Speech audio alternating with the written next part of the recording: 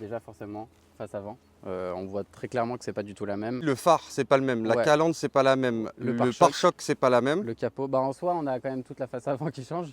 Les jantes de la 507 qui sont bien spécifiques et quand même très recherchées. Après, l'intérieur, il y a beaucoup de changements quand même. Ouais, l'intérieur, c'est quand même. Volant Alcantara, mais par contre, le tableau de bord, frérot, tu commences à avoir appris un petit coup quand même. Bon, après, t'achètes pas ça pour le tableau de bord. Enfin, tu vois que la tienne est quand même vachement plus moderne. Donc là, déjà, tu vois, t'as le volant donc, de la phase 2. Après, t'as la planche de bord qui est totalement différente. Donc vraiment, l'écran, il est quand même plus sympa. Tout le système multimédia, c'est plus du tout le même. Tu gardes quand même les mêmes sièges. T'as une 507, donc volant en Alcantara pour l'édition 507 et le pommeau en Alcantara.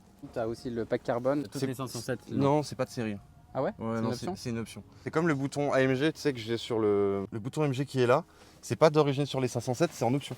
Ok. Au niveau du moteur, qu'est-ce qui change? C'est la même base, le 6 litres 2. Toi, tu as un vilebrequin, piston de bielle de la SLS. Tu fais 507 chevaux. Tu as le système de refroidissement qui a été changé, donc la tienne elle refroidit quand même vachement mieux. Je crois que tu as un